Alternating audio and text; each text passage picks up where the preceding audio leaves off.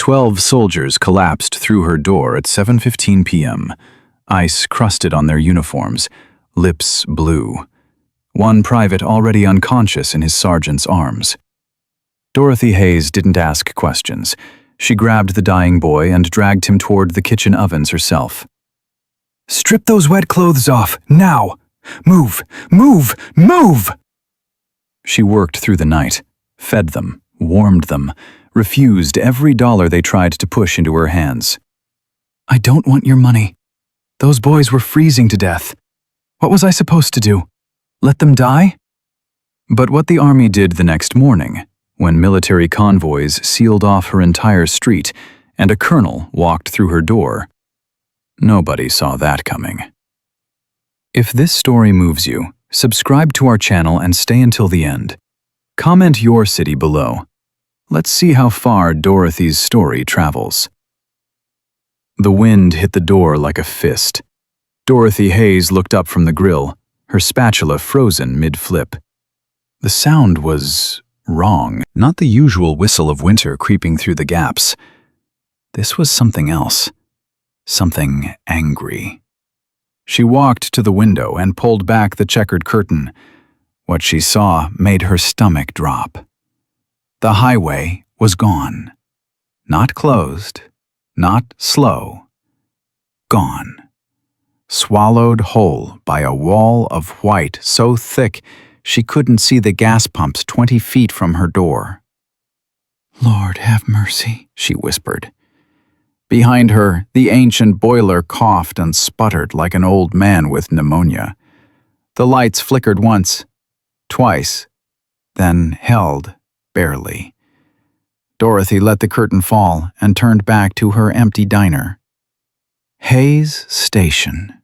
That's what the sign outside said, though half the letters had been dark for 3 years now. Her father had built this place in 1978, right after he came home from Vietnam with 2 Purple Hearts, a shattered knee, and a hole in his chest where his best friend used to be. "For those still serving," the plaque above the counter read. "For those still driving. You're home here." Samuel Hayes had written those words himself, burned them into a piece of oak with a soldering iron. He'd hung it on the wall the day the diner opened and made Dorothy promise on her mother's grave, that she'd never take it down. She never did. Even after he passed, even after the medical bills ate through her savings, even after her own son stopped calling because he was too busy with his life in Chicago to remember where he came from. The plaque stayed. The doors stayed open. And Dorothy Hayes kept flipping burgers and pouring coffee for whoever walked through that door, same as she had for 31 years. Tonight, though, the only customers were 2 truckers hunched over cold cups in the corner booth. Eddie Malone and his partner, a younger guy everyone called Beans. They'd pulled in around 5, planning to wait out the weather for an hour or 2. That was 4 hours ago. "Miss Dorothy?" Eddie's voice was careful. "Radio says the whole county's shutting down. They're telling folks to shelter in place." Dorothy didn't look up from the grill. "I heard. Maybe we should..." "Should what, Eddie?" She turned now, fixing him with a look that had stopped bigger men in their tracks. "Should close up? Send you 2 back out into that?" She pointed toward the window, where the storm was now throwing ice against the glass like gravel. "You got somewhere better to be?" Eddie shook his head slowly. "No, ma'am. I suppose I don't." "Then drink your coffee and let me worry about the rest." She turned back to the grill, but her hands were shaking. Not from cold. From something else. That feeling she'd had all day, like something was coming, something she couldn't name, but could feel in her bones the way her father used to feel rain before the first cloud appeared. He'd called it the warning. Said he'd learned to trust it in the jungle, where ignoring your gut got men killed. Dorothy had inherited that instinct, and right now, every nerve in her body was screaming. The door exploded open. Not swung. Exploded. The wind ripped it from her grip and slammed it against the wall hard enough to crack the glass. Dorothy stumbled back, arms raised against the assault of ice and snow that flooded the entrance. And then she saw them. Soldiers. Not one or two. A dozen, maybe more. Stumbling through the doorway like survivors of a shipwreck, faces raw and red, uniforms crusted with ice, breath coming in ragged gasps that fogged the air. The first one through, a young man who couldn't have been more than 20, collapsed to his knees just inside the door. The soldier behind him grabbed his arm, tried to pull him up, but his own legs buckled. Dorothy didn't think. She moved. "Eddie! Beans! Get over here! Now!" She was already at the door, grabbing the nearest soldier by his frozen jacket and hauling him toward the counter. The kid weighed nothing. Or maybe adrenaline made him light. Either way, she had him on a stool before Eddie reached her side. "Get the door closed and start pulling chairs to the kitchen. It's warmer back there." Beans was already moving, fighting the wind to push the door shut. Eddie grabbed another soldier, a woman with ice crystals clinging to her eyelashes, and half-carried her toward the back. Dorothy turned to face the entrance again. More soldiers were pushing through, holding each other up, some dragging equipment bags that scraped against the floor. And then she saw him. He was the last one through the door.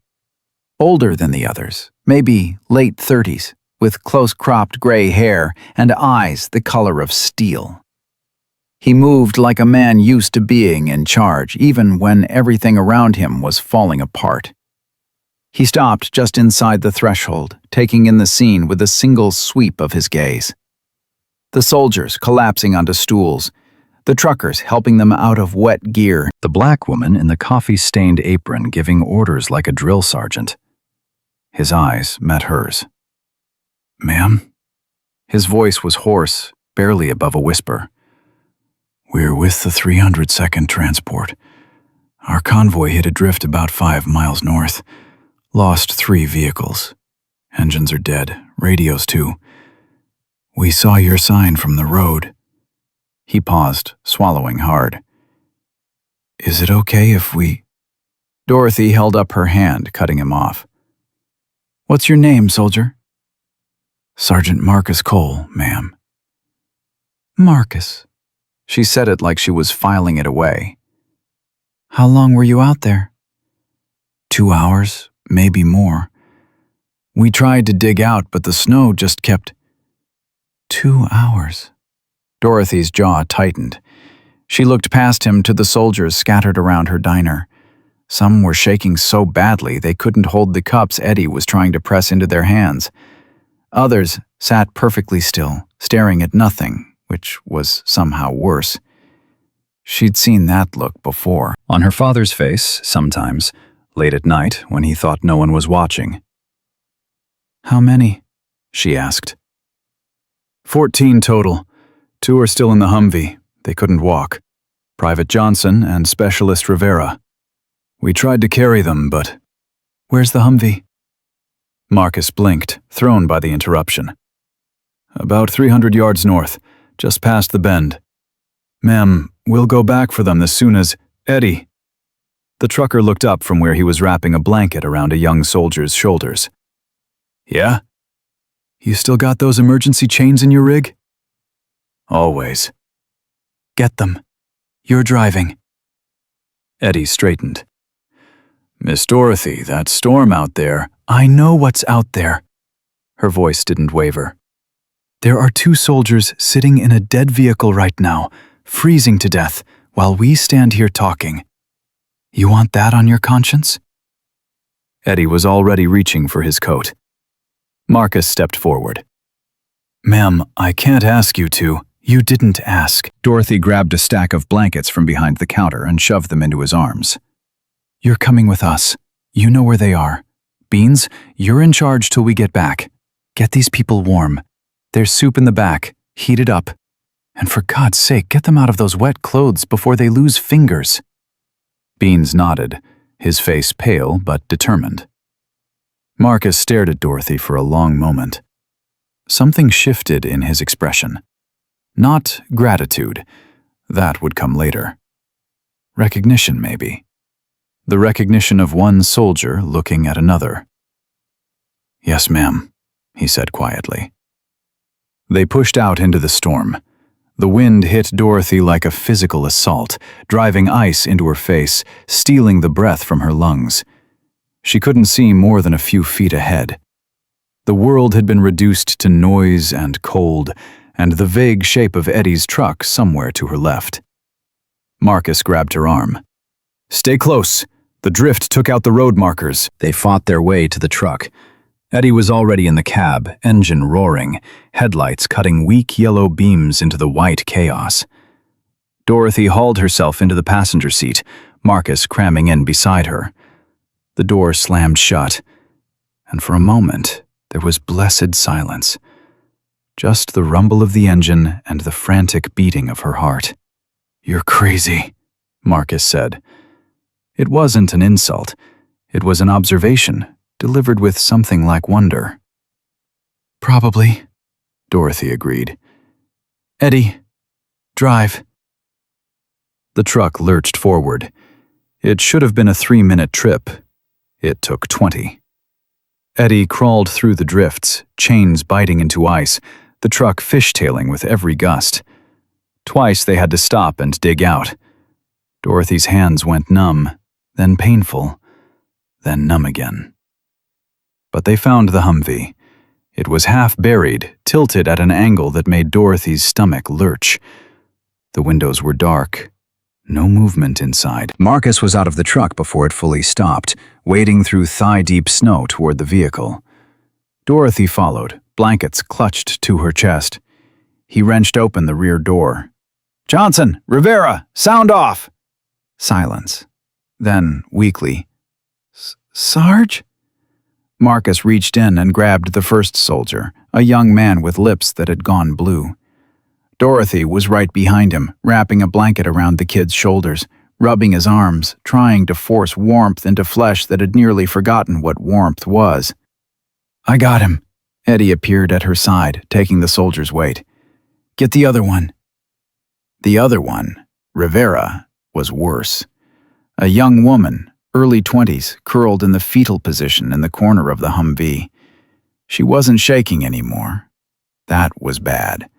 Dorothy knew enough to know that when you stopped shaking, it meant your body had given up trying to save itself. "Come on, baby." Dorothy climbed into the vehicle, ignoring the cold metal that burned through her jeans. She pulled Rivera into her arms, felt how light she was, how still. "Come on now, stay with me. Stay with me." Rivera's eyes fluttered. Cold. "I know, sweetheart, I know. But we're gonna fix that. Just hold on."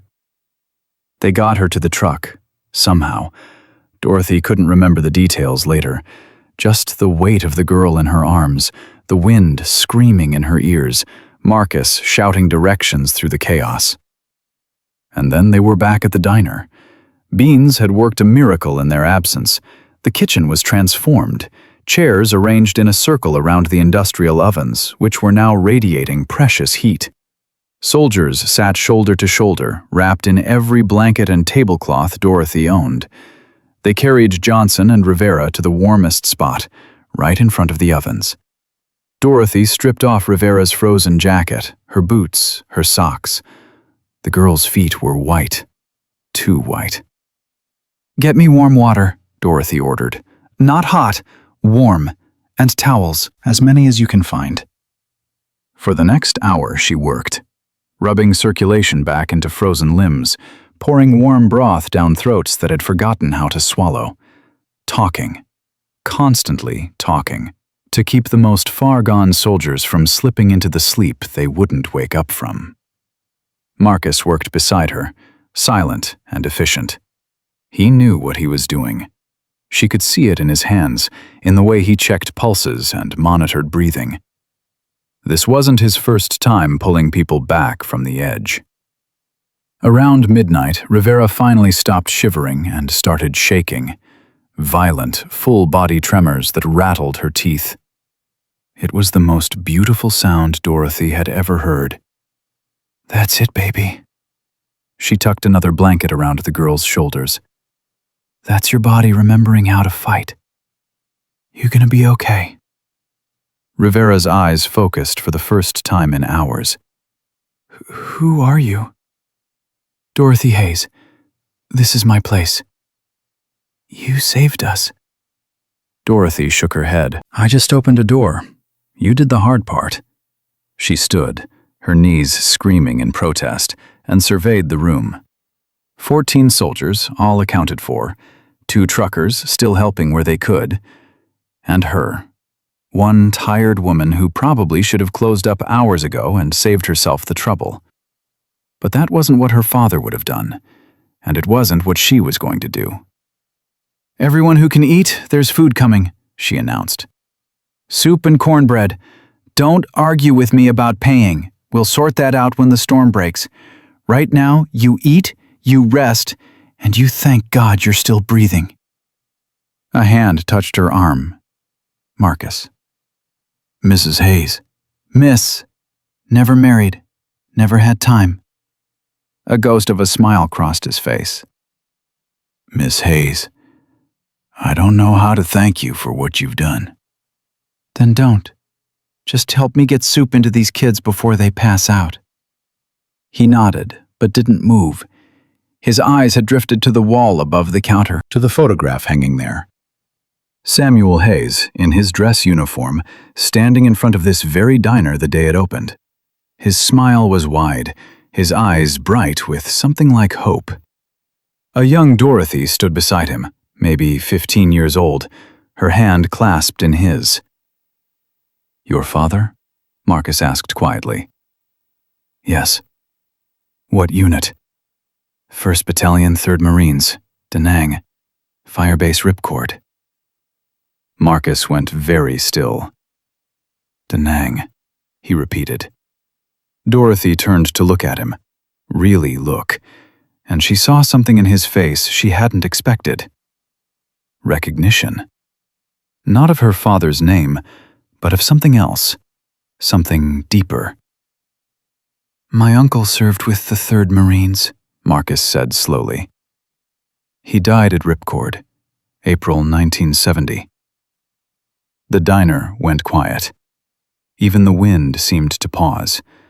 Dorothy felt something shift in her chest, the universe doing that thing it sometimes did, connecting threads that shouldn't logically connect, weaving stories together in ways that defied coincidence. What was his name?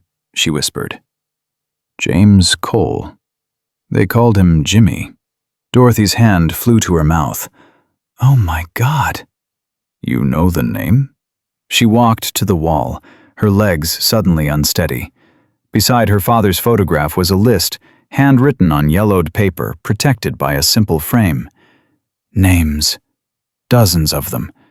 The men her father had served with.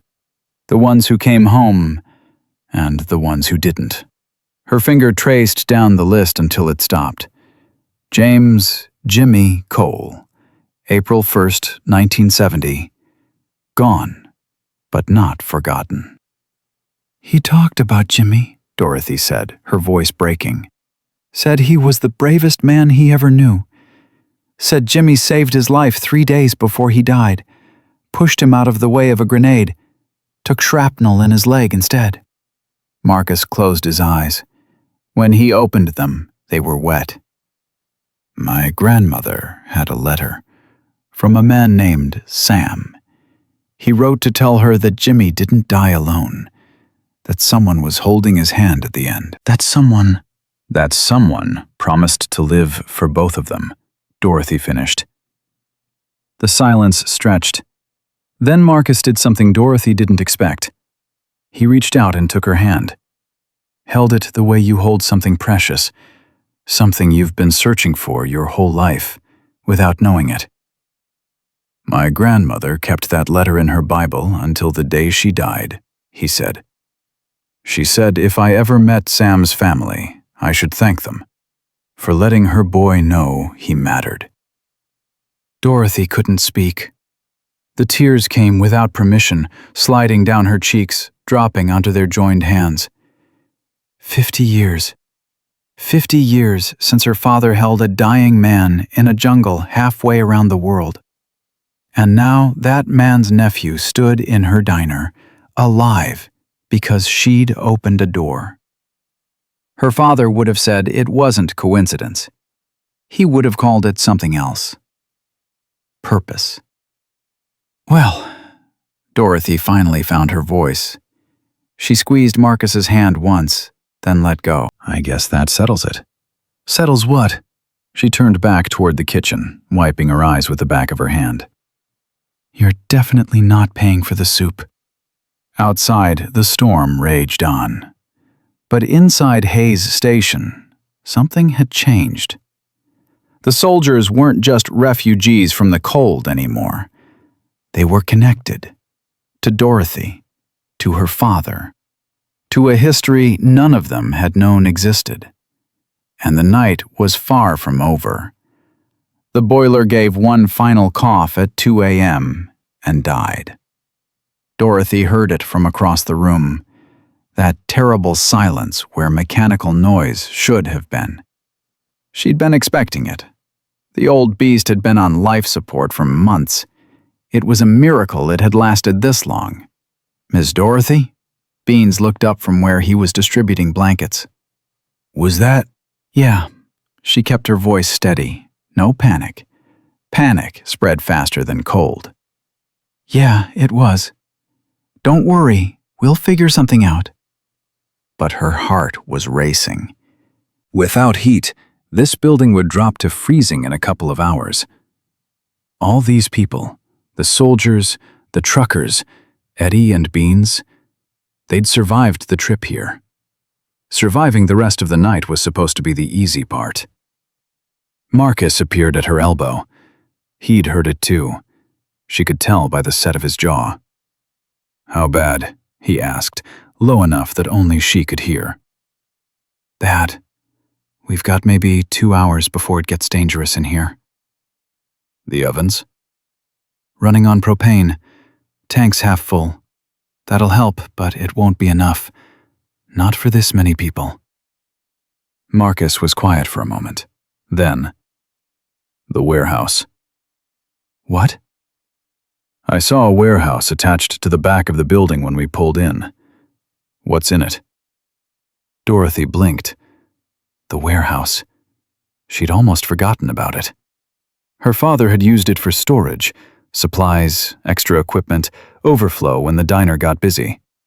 She used it for junk mostly. Old chairs, boxes of things she couldn't bring herself to throw away. Nothing useful, she said. Just storage. Does it have its own heating? No, but... She stopped, thought about it. The walls are thicker, better insulated. My daddy built it himself after a tornado took out the original storage shed. He over-engineered everything. Marcus was already moving. Show me. They pushed through the back door into a short hallway, then through another door into the warehouse. It was dark, lit only by the faint glow of a single emergency bulb. Cold, but not as cold as it should have been. Marcus ran his hand along the wall. Concrete block, double-layered. Your father knew what he was doing. He was paranoid about storms, said he'd seen enough bad weather to last 10 lifetimes. Smart man. Marcus was pacing now, measuring the space with his eyes. We can fit everyone in here. It's not comfortable, but it's survivable. What do you have for bedding? Pallets, cardboard, some old quilts. Get them. All of them. They worked fast. Dorothy dragged pallets from the corners, while Marcus organized the soldiers to carry supplies from the diner. Blankets, cushions, tablecloths, anything that could provide insulation from the concrete floor.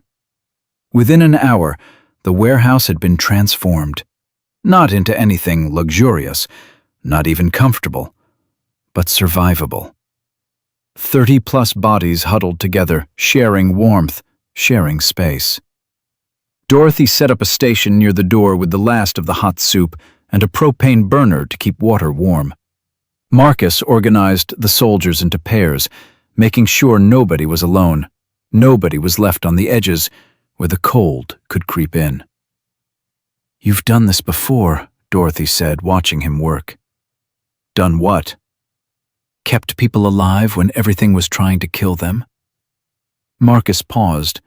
His face did something complicated. "Fallujah," he said finally. 2004. Our position got overrun. 23 of us held out in a bombed-out building for 36 hours before evac arrived. He shook his head. "This isn't that. This is just cold. Cold kills just as dead as bullets." "Yeah," he looked at her. "It does." They found a quiet corner near the propane burner as the night deepened. The soldiers had finally settled, most of them sleeping in exhausted heaps. The truckers were out too, Eddie's snores providing a strange sort of comfort. "Can I ask you something?" Marcus said. "You can ask, might not answer." "Why do you do this?" Dorothy frowned. "Do what?" "This." He gestured at the warehouse, at the sleeping forms, at everything. "Stay open in the middle of a blizzard. Risk your life for strangers. Refuse to take money even when you probably need it." He paused. "And don't tell me it's because of your father. That's part of it. But there's something else." Dorothy was quiet for a long time. She could hear the wind outside, still screaming, still trying to tear the world apart. Inside, the only sounds were breathing and the soft hiss of the propane flame. "My son," she said finally. Marcus waited. "His name is David. He's a lawyer now, lives in Chicago with his wife and kids. Kids I've seen maybe 3 times in the last 6 years." She pulled her knees up, wrapped her arms around them. "When he was 18, he got caught in a storm. Not like this, just regular bad weather. Car broke down on the interstate, no cell service. He walked 2 miles in the rain before someone stopped for him." "Who stopped?" "Trucker, old guy named Earl. Drove him 50 miles out of his way to get him home safe. Wouldn't take a dime for it, just said," her voice caught, "just said, 'Pass it on, kid. Pass it on.'" Marcus nodded slowly. "David went to law school, made good money, got too busy to call his mama. And I think sometimes—" She stopped, started again. "I think sometimes about Earl." What if he hadn't stopped? What if he'd kept driving and left my boy out there in the rain? Everything would be different. Every single thing. "So you keep the light on." "I keep the light on." She wiped at her eyes, annoyed at herself for getting emotional. "Stupid, maybe. Doesn't pay the bills. But my daddy always said, 'Someone's always out there counting on you,'" Marcus finished. Dorothy stared at him. "How did you—" "It's on the plaque, above the counter." He smiled, just barely. "I read it while you were yelling at me to eat my soup." Despite everything, Dorothy laughed. A real laugh, the kind that came from somewhere deep and surprised her with its warmth. "You're all right, Marcus Cole." "You too, Miss Dorothy. You too." The night crawled on. Dorothy tried to rest, but her mind wouldn't quiet. Every sound made her jump. The settling of the building, the occasional cough from a soldier, the relentless howl of the wind. At 4 a.m, she gave up and went to check on Rivera. The young specialist was awake, staring at the ceiling. Her color was better, still pale, but not that terrible gray-white that had terrified Dorothy earlier. "Can't sleep?" Dorothy asked, settling down beside her. "Keep dreaming about the cold." Rivera's voice was thin but steady. "Stupid, right? I'm warm now, but I keep dreaming I'm still out there." "Not stupid, normal." Dorothy pulled a blanket tighter around the girl's shoulders. "Your brain went through something bad. It's going to take a while to believe it's over." Rivera turned her head. The guys said you came out to get us, in the truck. I had help, but it was your idea, to risk it. A pause. Why? Dorothy thought about the question, about all the answers she could give, the easy ones about duty and kindness and passing it on. But Rivera deserved better than easy. Because I know what it's like to feel forgotten, Dorothy said, to feel like nobody's coming for you. And I decided a long time ago that as long as I'm breathing, nobody who crosses my path is going to feel that way. Not if I can help it. Rivera was quiet for a moment. Then her hand found Dorothy's in the darkness. Thank you, she whispered, for not forgetting us. Dorothy squeezed back. Get some sleep, sweetheart. Tomorrow's going to be a long day. She didn't know how right she was. The first hint of dawn crept through the warehouse's narrow windows around 6:30 a.m. Dorothy saw it through bleary eyes, that gray lightening of the darkness that meant the longest night was almost over. The storm was finally dying, still present, still cold, but the vicious edge had dulled. Through the cracks in the walls, she could see the snow had stopped falling. Thank God. Miss Dorothy? Beans appeared at her elbow, looking haggard but alert. You're going to want to see this. See what? Outside, by the front door. She followed him through the back passage into the diner, then to the front window, and stopped. The street was blocked. Not by snow. By vehicles. Military vehicles. Humvees and trucks, at least half a dozen of them, arranged in a rough perimeter around Hayes Station. Soldiers moved between them, setting up equipment, unrolling cables, shouting orders. Dorothy's heart stopped. What in the world? A man was walking toward the diner. Tall, broad-shouldered, moving with the kind of authority that didn't need to announce itself. Even through the frost-covered window, Dorothy could see the eagles on his collar. A colonel. Marcus appeared beside her. His face had gone pale. That's Colonel Brooks, he said quietly. My commanding officer. What's he doing here? I don't know, but... Marcus hesitated. Miss Dorothy, if we're in trouble for leaving the convoy... You're not in trouble. She said it with more certainty than she felt. You survived. You kept your people alive. That's not trouble. That's a miracle. The front door opened. Colonel Nathaniel Brooks stepped inside like he owned the place. His gaze swept the room, the makeshift beds in the kitchen, the exhausted soldiers just now starting to stir, the truckers blinking awake in the corner. And then his eyes found Dorothy. Who's in charge here? His voice was exactly what she expected. Hard, commanding. Not unkind, but not particularly warm either. Dorothy stepped forward. That would be me. Brooks studied her for a long moment. The coffee-stained apron, the worn jeans, the tired eyes that met his without flinching. You're the one who took in my soldiers, he said, not a question. Yes, sir. Fed them, sheltered them. Went out in that storm to rescue the two who couldn't walk. Yes, sir. Another pause. Dorothy could feel Marcus watching from behind her, could feel the tension radiating off him. Whatever was about to happen, it mattered. She just didn't know yet why. I've been in the Army for 32 years, Brooks said slowly. Served in 3 combat zones. Seen a lot of people do a lot of things, good and bad. He reached into his coat. Dorothy braced herself.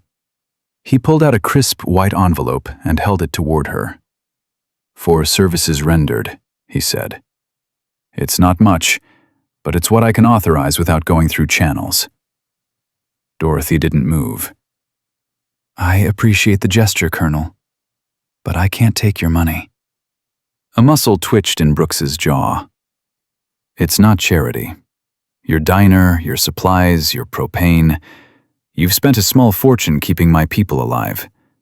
The army compensates for that. Then compensate someone who needs it more than me. Dorothy's voice was calm but immovable. I didn't do this for money. I did it because it needed to be done. Miss Hayes, my father was 1st Battalion, 3rd Marines. She saw something shift in Brooks's face. He built this place after he came home from Vietnam. Swore that as long as he was alive, any veteran who walked through that door would get a hot meal and a warm place to sit. No questions, no payment required. She paused. He's gone now. But I'm still here, and I'm keeping his promise. The envelope hung in the air between them. Brooks lowered it slowly. His expression had changed, softened somehow, though Dorothy couldn't have said exactly how. Samuel Hayes, he said quietly. Dorothy blinked. You knew him? I knew of him. Firebase Ripcord, 1970. He pulled 6 wounded men to safety under fire. They wanted to give him a medal. He refused it. Brooks smiled, just barely. Said he was just doing what needed to be done. The tears came without warning. Dorothy wiped at them angrily, embarrassed to be crying in front of a colonel and a room full of soldiers. Sounds like him, she managed. Brooks was quiet for a moment. Then he put the envelope back in his pocket. All right, Miss Hayes. You don't want money. I respect that. He looked around the diner again, his tactical mind clearly working. But I can't leave you with nothing. So here's what I propose. Dorothy waited. Let the army use your warehouse as a temporary supply depot until the roads are clear. We'll bring in beds, medics, food, fuel, everything we need to take care of the people we've got stranded throughout this region. He paused. In return, we fix your roof, replace that boiler I heard died last night, reinforce the insulation in this building, and make sure you're set up to handle the next storm that comes through. Dorothy stared at him. It was more than fair. It was generous. It was the kind of deal her father would have made. Practical, mutual, built on respect rather than charity. She extended her hand. Deal. Brooks shook it once, firmly, then turned to his aide and started barking orders. Soldiers began moving. Equipment appeared. The transformation of Hayes Station began. But Dorothy barely noticed. She was looking at the wall above the counter, at her father's photograph, at the faded plaque with its simple message. For those still serving, for those still driving, you're home here. I did okay, Daddy, she whispered. I did okay. Outside, the sun was finally breaking through the clouds, and against all odds, the light was on at Hayes Station. Just like it always had been. Just like it always would be. The handshake with Colonel Brooks had barely ended when the first truck rolled up. Dorothy watched through the frost-covered window as soldiers poured out, carrying equipment she couldn't even name. Generators, medical kits, crates stamped with military codes. They moved with a precision that made her head spin. Miss Dorothy. Marcus appeared at her side. They're going to need access to the warehouse. Then give it to them. She turned away from the window, her mind already racing ahead to the next problem. Food. She'd fed 14 soldiers and 2 truckers through the night. Now there were more coming.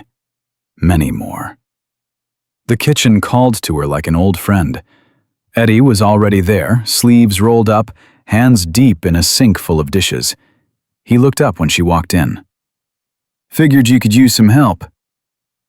Eddie Malone, when's the last time you washed a dish? 1987, but I remember how. Despite everything, Dorothy laughed. Start on the pots, I'll handle the rest. She pulled open the industrial refrigerator and took stock. Eggs, maybe 4 dozen. Ham, enough for 20 sandwiches if she sliced thin. Bread was running low. Butter, margarine, cheese.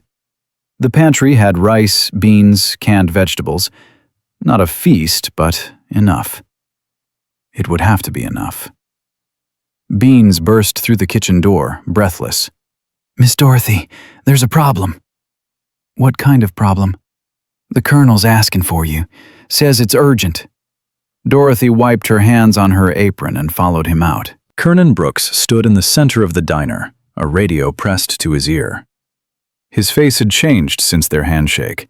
The professional calm was gone. In its place was something harder. Worried. He lowered the radio when he saw her. "Miss Hayes, how many people can this building hold?" "What do you mean, hold?" "Safely. With heat, with food, with basic sanitation. How many?" Dorothy's stomach tightened. "We had about 35 last night. It was tight but manageable. Why?" Brooks exchanged a glance with his aide. The aide looked away. "Colonel?" Dorothy stepped closer. "What's happening?" "The storm isn't over." The words hit her like a physical blow. "What do you mean? The snow stopped. I saw—" That was the eye. Brooks turned the radio so she could hear the static-filled voice coming through. Weather service. Emergency broadcast. The words were fragmented, but she caught enough. Second wave. More severe. 18 to 24 inches. Winds exceeding 60 miles per hour. "We've got maybe 3 hours before it hits," Brooks said. "And I've got reports coming in from all over the county. Stranded motorists, families trapped in cars, a church group whose bus broke down 10 miles north." He paused. "I need to know if we can bring them here." Dorothy's mind went blank for a moment. Then it kicked into gear. "How many people are we talking about?" "Best estimate? Another 40 to 50. 40 to 50. Added to the 35 already here. That was nearly 90 people. In a building designed for maybe 20 customers at a time.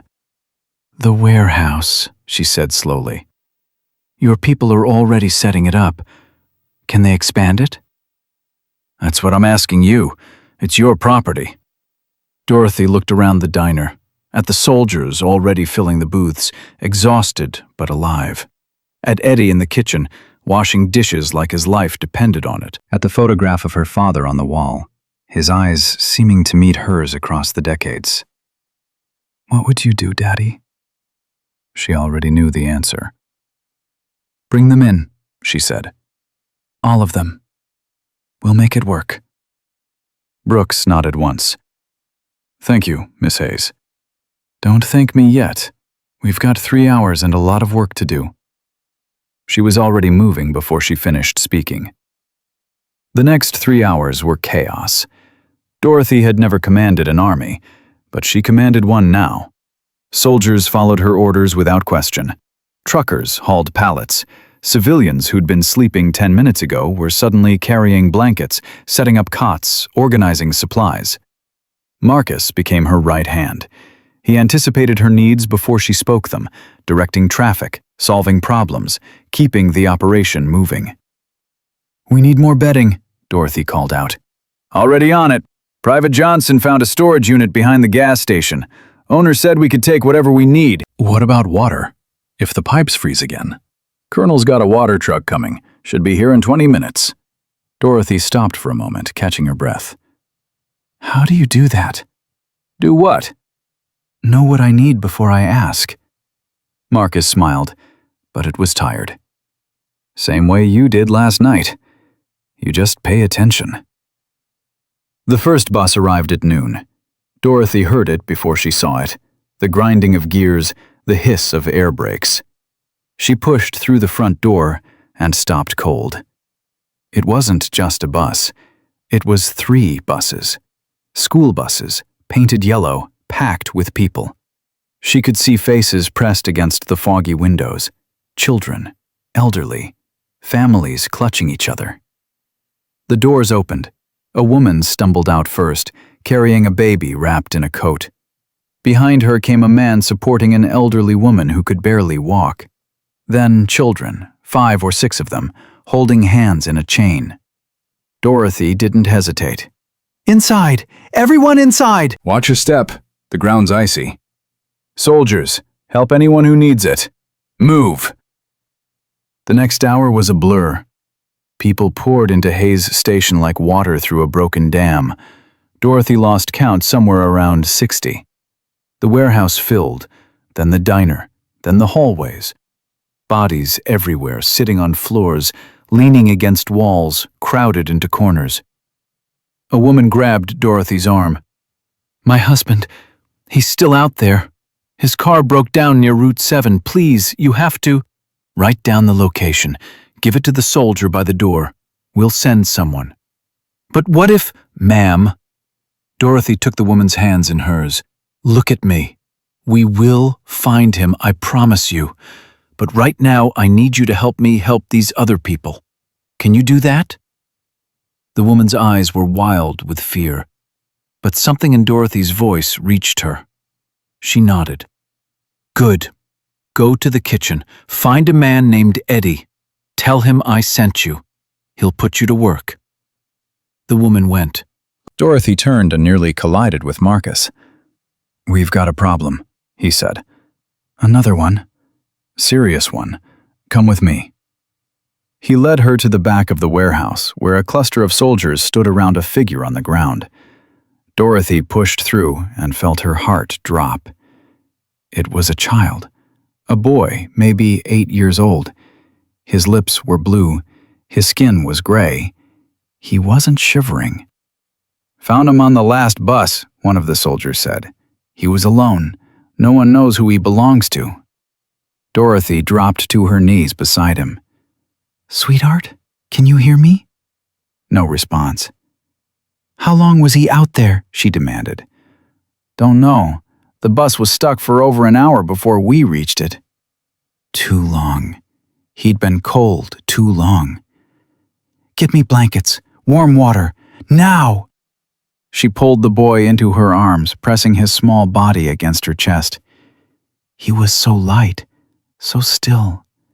She could feel his heartbeat, faint and slow, struggling to keep going. "Come on, baby," she whispered. "Come on." "Stay with me. Stay with me." Marcus knelt beside her with blankets. Together they wrapped the boy, creating a cocoon of warmth. Dorothy rubbed his arms, his legs, his back, anything to generate heat. "Someone find out who this child belongs to," she shouted. "Check every single person in this building." Minutes passed. The boy didn't move. Dorothy's arms ached. Her back screamed, but she didn't stop. "Please," she whispered. "Please, God, not this one. Not a child." And then, so faint she almost missed it. The boy shivered. Dorothy's breath caught. He shivered again, then again. His eyelids fluttered. "That's it." Tears streamed down her face. "That's it, baby. Fight. You fight." The boy's eyes opened. Blue eyes, confused and scared, searching for something familiar. "Mama?" he whispered. "We're going to find your mama, sweetheart. I promise. But you're safe now. You're safe." A scream cut through the warehouse. "Tyler! Tyler!" A woman burst through the crowd, her face twisted with terror. She fell to her knees beside Dorothy, reaching for the boy with shaking hands. Oh God, Tyler, baby." "He's okay." Dorothy transferred the boy gently into his mother's arms. "He's going to be okay. We got him in time." The woman clutched her son like she would never let go. Sobs racked her body. Around them, people had stopped what they were doing to watch. Dorothy stood slowly, her legs unsteady. Marcus caught her arm. "You saved him," he said quietly. "We saved him. All of us."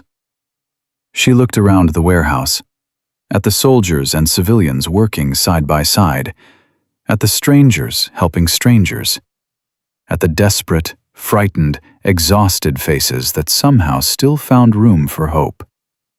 "This is what he built it for," she thought. "This is exactly what he meant." The second wave hit at 2:47 p.m. Dorothy knew the exact time because she was staring at the clock when the lights went out. The darkness was absolute. No warning. One moment there was light, the next there was nothing. Screams erupted across the building. "Everyone stay calm!" Dorothy's voice cut through the panic. "Nobody move! We've got flashlights coming!" Military flashlights clicked on throughout the warehouse, creating pools of light in the blackness. Soldiers moved to calm civilians. Dorothy grabbed the first flashlight she could find and held it high. "Listen to me," she shouted. "The power's out, but we're prepared for this. We have generators. We have heat. Nobody is in danger. But I need everyone to stay exactly where they are until we get the backup systems running." Colonel Brooks appeared at her side. "Main generators down. Backup should kick in any second." Any second stretched into a minute, then 2. Nothing happened. "What's wrong?" Dorothy demanded. Brooks was already on his radio, barking orders. The response made his face go pale. "Fuel line's frozen," he said. "The backup generator can't start." Dorothy felt the cold creeping in already. With nearly 90 people in the building, body heat would buy them some time. But not enough. Not nearly enough. "How long to fix it? In this weather? Could be hours." Hours they didn't have. Dorothy's mind raced. There had to be something. Some solution she wasn't seeing. And then it hit her. "The trucks," she said. "What?" "The semi-trucks. Eddie's rig, the others in the lot. They've got heaters. They've got fuel. We can run hoses from the exhaust, use them to pump warm air into... That's carbon monoxide. It would kill everyone. Not if we do it right." Dorothy grabbed his arm. "My daddy rigged something like this back in '78. A blizzard knocked out power for 3 days. He used truck engines to heat the warehouse, but he vented the exhaust away from the building, used the heat from the engine blocks, not the fumes." Brooks stared at her. You're talking about engineering something in the middle of a blizzard with no power. I'm talking about not letting 90 people freeze to death. For a long moment, he didn't respond. Then he turned to his aide. "Get me every mechanic we've got. Now." The next hour was the longest of Dorothy's life. She worked alongside soldiers and truckers, guiding them through a process she'd only ever seen her father do once, 30 years ago. They positioned Eddie's rig against the warehouse wall, ran insulated hoses from the engine compartment, created a makeshift heating system that defied every safety regulation ever written.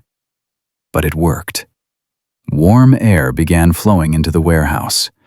Not much at first, just enough to stop the temperature from dropping. Then more and more. People stopped shivering. Children fell asleep in their parents' arms. The panic that had gripped the building slowly loosened its hold. Dorothy stood by the warehouse door, watching the impossible thing she'd helped create. Her father's knowledge, passed down through memory, saving lives decades after his death. Marcus found her there. "You know what you did, right?" he said. "Got lucky." "That wasn't luck. That was something else." Dorothy didn't answer. She was too tired for words.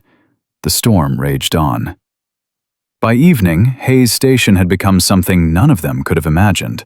A command center, a refugee camp, a small city unto itself, cut off from the world by walls of snow and ice. Dorothy moved through it like a ghost, checking on everyone, making sure no one was forgotten. The young mother with the baby, the elderly man with the oxygen tank, the little boy, Tyler, now sleeping peacefully in his mother's arms. She found Colonel Brooks in her office, studying maps spread across her father's old desk. "Miss Hayes," he looked up, "you should be resting." "So should you." A tired smile crossed his face. "Fair point." Dorothy lowered herself into the chair across from him. Her bones ached. Her eyes burned, but sleep seemed impossibly far away. "Can I ask you something, Colonel?" Of course. "This morning, when you came through that door, the way you looked at my father's picture, you said you knew of him, but it felt like more than that." Brooks was quiet for a moment. His hands stopped moving over the maps. 1970, he said finally. I was 19 years old, fresh out of basic training. Got assigned to a fire base in the Central Highlands. Scared out of my mind. He paused, his eyes distant. First night there, a sergeant came to check on the new guys. Big man, quiet. Had a way of making you feel like everything was going to be okay, even when mortars were falling all around you. He looked at Dorothy. His name was Samuel Hayes. Dorothy's breath stopped. Your father saved my life, Brooks continued.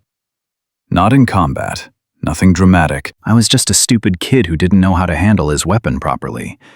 He saw me struggling, took me aside, spent 3 hours showing me what I was doing wrong. Didn't yell, didn't mock me, just taught me.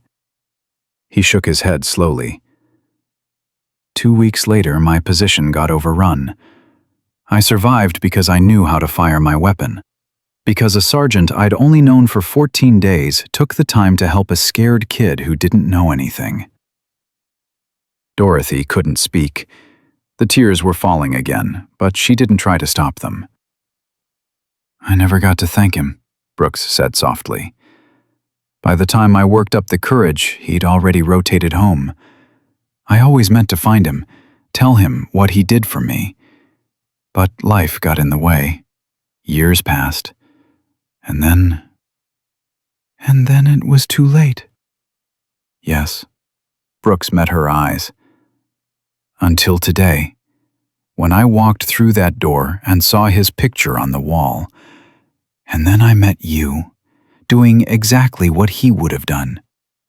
He reached across the desk and took her hand. I couldn't thank him, Miss Hayes, but I can thank you for carrying on what he started, for keeping his legacy alive. Dorothy squeezed his hand. No words were needed.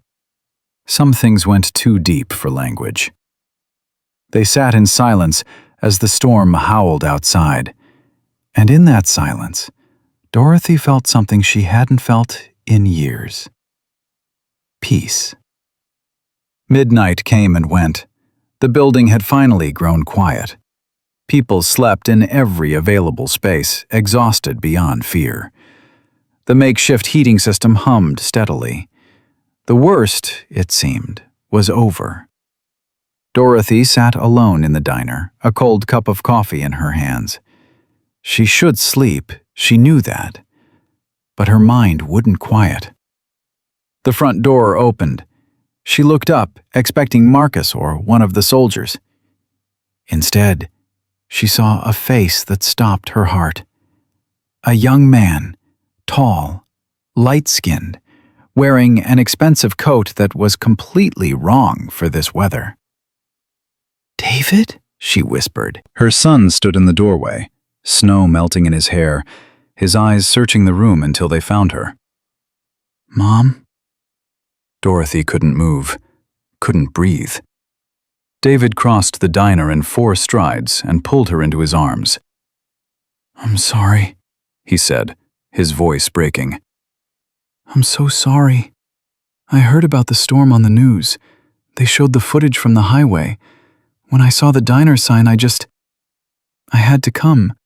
I had to make sure you were—" "How did you get here?" Dorothy managed. "Drove. Took me 6 hours. The roads were—" "You drove through a blizzard?"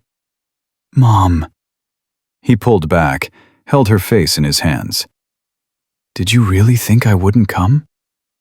Dorothy looked at her son, at the boy she'd raised alone after his father left, at the man who'd grown too busy for phone calls and visits, at the stranger who'd become familiar again in an instant. "I didn't know," she said honestly. I wasn't sure. Pain flashed across David's face. I deserve that. I know I do. But Mom, I never stopped. He struggled for words. I never stopped being your son, even when I was too stupid to show it. Dorothy pulled him close again. You're here now, she said. That's what matters. They stood like that for a long time, mother and son, as the storm began its final retreat and the first hints of dawn crept across the frozen sky. The night was over, but the story was just beginning. David wouldn't let go of her hand.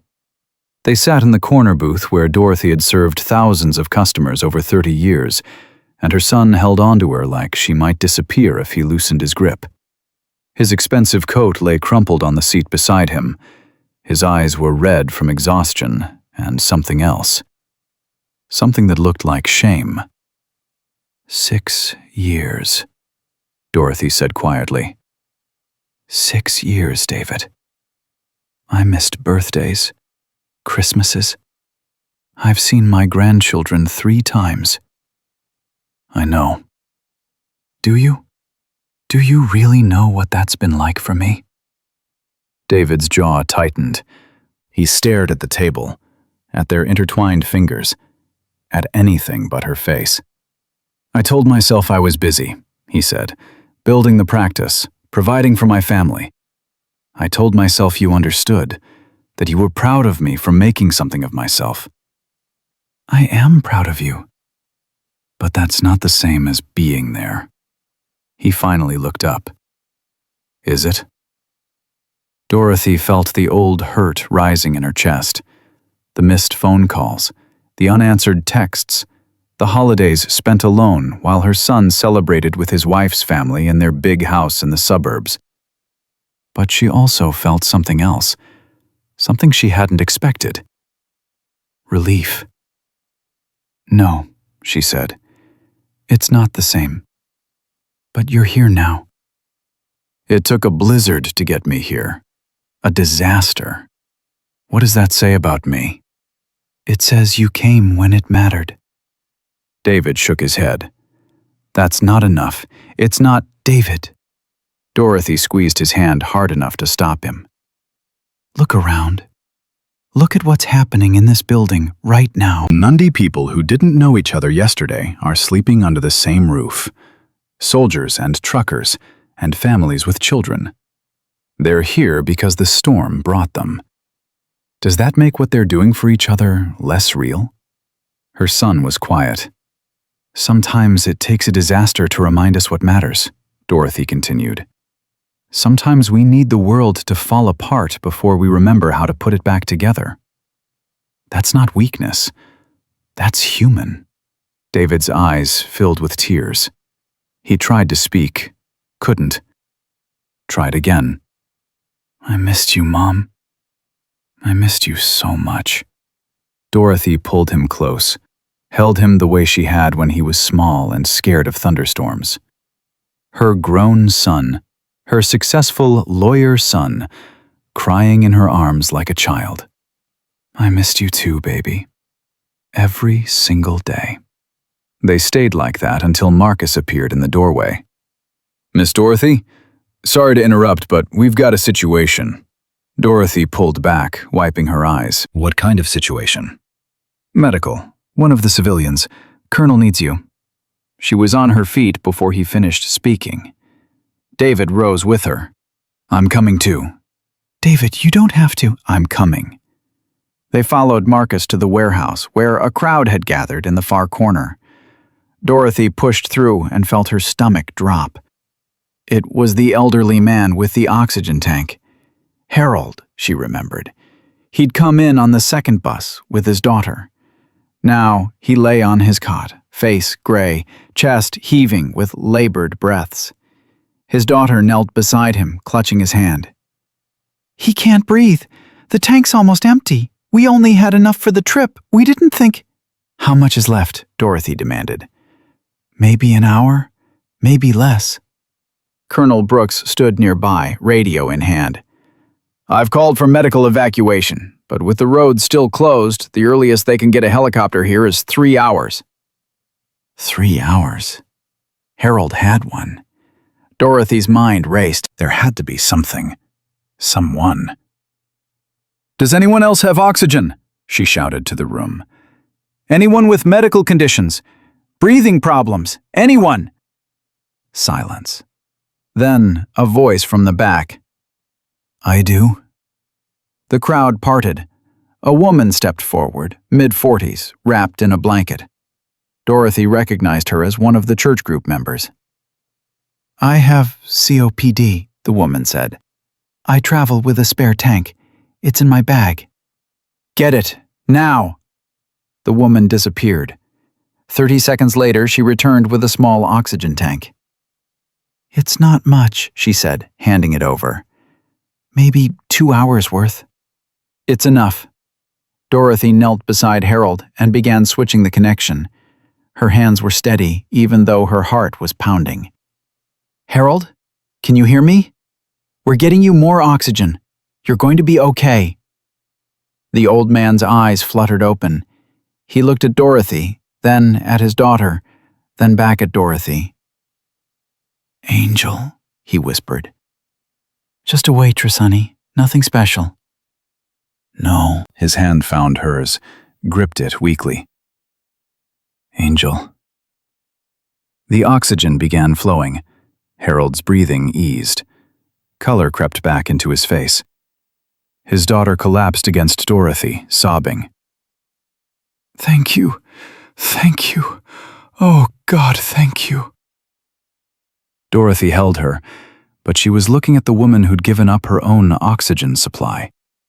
The woman who now stood alone, watching, a small smile on her face. "What's your name?" Dorothy asked. "Patricia. Patricia Wells." "Patricia, that tank was yours.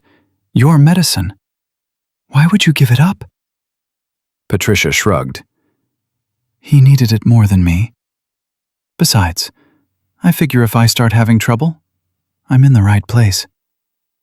She looked around at the soldiers, the medics, the organized chaos of the shelter. "We take care of each other here, right?" Dorothy felt something crack open in her chest. This was what her father had dreamed of. Not just a truck stop, not just a business. A place where strangers became family, where people gave what they had because someone else needed it more. "Right," she said softly. "We take care of each other." The helicopter arrived 2 hours later. Dorothy watched from the window as military medics loaded Harold onto a stretcher. His daughter walked beside him, still holding his hand. Before they reached the helicopter, Harold raised his arm and pointed at the diner, said something Dorothy couldn't hear. His daughter looked back, found Dorothy in the window, placed her hand over her heart. Dorothy did the same. Then they were gone, swallowed by the gray sky, and the helicopter's roar faded into silence. "Mom?" She turned. David stood behind her, 2 cups of coffee in his hands. "Thought you could use this." She took the cup gratefully. "When did you learn to make coffee?" "Watched you do it for 18 years. Some of it stuck." They stood together, watching the sky. "This place," David said slowly. "I never understood it when I was a kid. Thought it was just, I don't know, Grandpa's thing. A way to keep busy." "What do you think now?" He was quiet for a moment. "I think I was an idiot." Dorothy laughed, actually laughed, the sound surprising even herself. "That's progress." "I'm serious, Mom. What you've done here, what you're still doing, it's..." He struggled for words. "It's the most important thing I've ever seen. And I almost missed it because I was too busy filing briefs and billing hours." "Being a lawyer isn't nothing, David." "It's not this." He gestured at the building around them. It's not saving lives. It's not giving people hope when everything's falling apart. I help rich people get richer. You help everyone who walks through that door." Dorothy turned to face him fully. "Is that why you stopped coming? Because you thought what you did wasn't good enough?" David's face crumpled. "Partly. And partly because I was ashamed." "Of what?" "Of leaving you here, alone, of not being here when Dad left, of building a life so far away that I could pretend this place didn't exist." His voice broke. "I thought if I stayed away long enough, I wouldn't have to face what a terrible son I'd been." Dorothy set down her coffee and took her son's face in her hands, forced him to look at her. "You listen to me, David Hayes. You are not a terrible son. You're a man who made choices, some good, some not so good, just like everyone else, just like me." "You never made choices like mine." "You think so?" She dropped her hands. "I spent so much time keeping this place running that I missed your baseball games, your school plays. The night you graduated, I almost didn't make it because we had a full house and I couldn't find anyone to cover my shift." "That's different." "Is it? I told myself I was doing it for you, for our future. But the truth is, I was hiding too. Hiding from grief, hiding from loneliness, hiding in work because it was easier than feeling." David stared at her. "I never knew that." "Because I never told you. We're both guilty of keeping secrets, baby. The question is what we do now." Before David could answer, a commotion erupted near the entrance. Shouts, running footsteps, someone calling for help. Dorothy moved without thinking, pushing through the crowd that had gathered by the front door. What she saw made her blood run cold. A young soldier lay on the ground, convulsing. Foam flecked his lips. His eyes had rolled back in his head. "Medic!" Marcus was already there, trying to hold the soldier still. "Get a medic, now!" Dorothy dropped to her knees beside them. "What happened?" "Don't know. He was fine one minute, then he just collapsed." The soldier's body jerked violently. His heels drummed against the floor. Dorothy grabbed his head, trying to protect it from impact. "Someone get something soft. A jacket, a blanket, anything." David appeared with his coat, folding it quickly and sliding it under the soldier's head. His hands were shaking, but he held steady. The medic arrived, pushing through with a bag of equipment. "Everyone back! Give me room!" Dorothy retreated, but she couldn't look away. The soldier was young. So young. Barely older than David had been when he left for college. The convulsions slowed. Stopped. The medic checked vitals, administered something from a syringe. The soldier's breathing evened out. "He's stable," the medic announced. "Looks like a seizure. Could be exhaustion, dehydration, stress. We need to get him somewhere quiet." Marcus and another soldier lifted him carefully, carrying him toward the back where the cots were set up. Dorothy stood frozen, her hands still trembling. David touched her arm. "Mom, are you okay?" "I keep thinking about the ones we can't save," she whispered. "The ones who don't make it through the door. The ones stuck out there right now, in cars, in houses, alone. You can't save everyone. I know that, but I can't stop thinking about them." David pulled her into a hug. "That's why you're who you are. That's why any of this works." The day wore on. Dorothy lost track of time. It might have been noon. It might have been 3 in the afternoon. The world outside the windows was a uniform gray, giving no clues about the sun's position. She was in the kitchen, helping Eddie and a team of volunteers prepare what might have been lunch or dinner, when Marcus found her again. "Miss Dorothy, you need to see this." "Can it wait? We're in the middle of—" "It really can't." Something in his voice made her put down the ladle. She followed him to the warehouse, where Colonel Brooks stood with a laptop open on a makeshift table.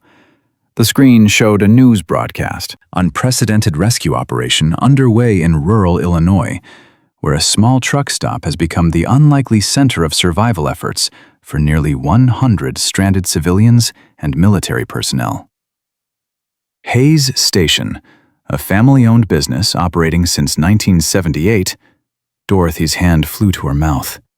The footage showed her building from above, aerial shots from a helicopter or drone, the military vehicles surrounding it, the people visible through windows, and then her face appeared on screen.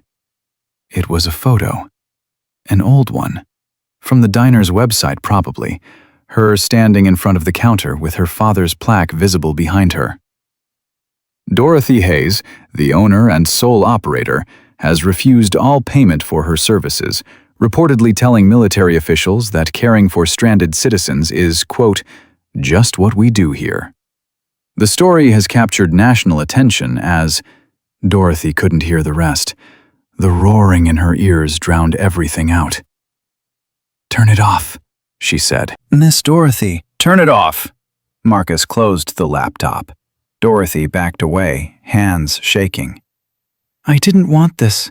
I didn't do any of this for attention." "I know," Colonel Brooks said calmly, "but the story got out. One of the civilians posted something on social media before the cell towers went down. It spread." "How far?" Brooks hesitated. "The president's press secretary mentioned you by name this morning." Dorothy had to grab a shelf to keep from falling. "The President of the United States?" "Yes, ma'am." "I'm a waitress. I run a truck stop. I make eggs and toast and coffee that's probably too strong. Why would the president?" "Because you did something good."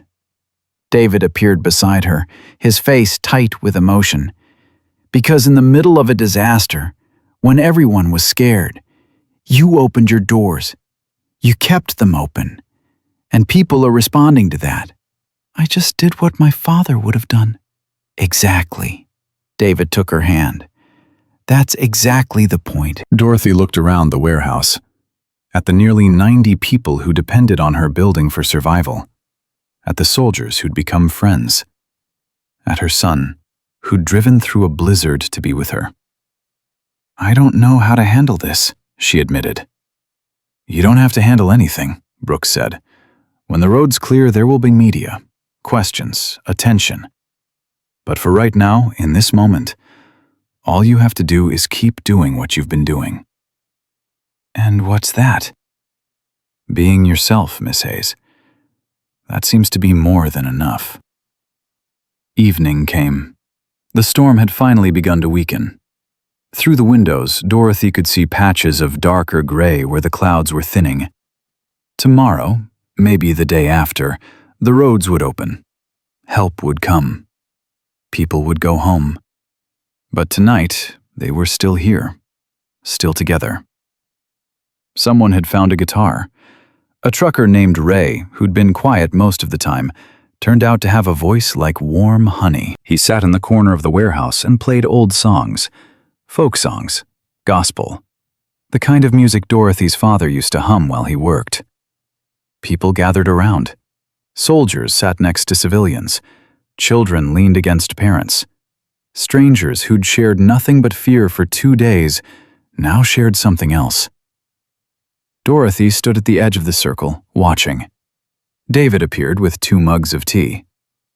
"Thought you might want something warm." She took the mug gratefully. "Where'd you learn to make tea?" "Married a woman from London. Had to learn or face consequences." Dorothy smiled. "I'd like to meet her properly someday. And the kids. Really meet them." "You will. As soon as this is over, we're coming to stay. A real visit, not a holiday drive-by." "Promise?"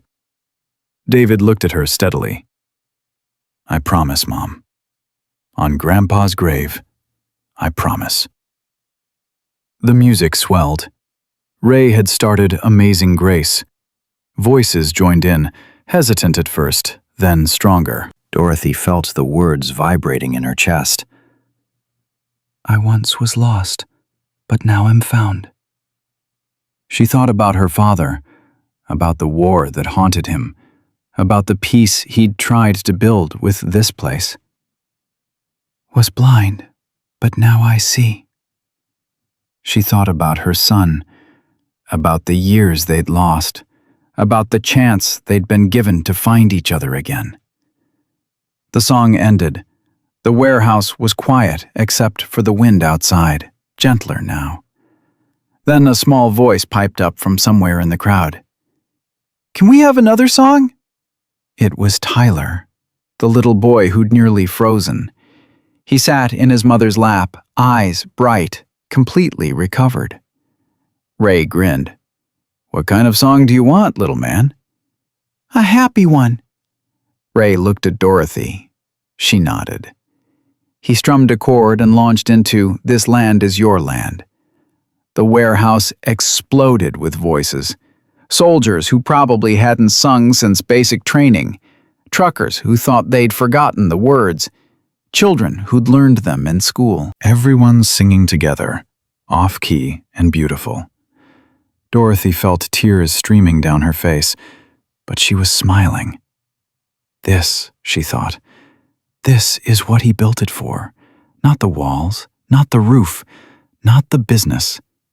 The people, the connection, the simple truth that we need each other to survive. Her father had known that.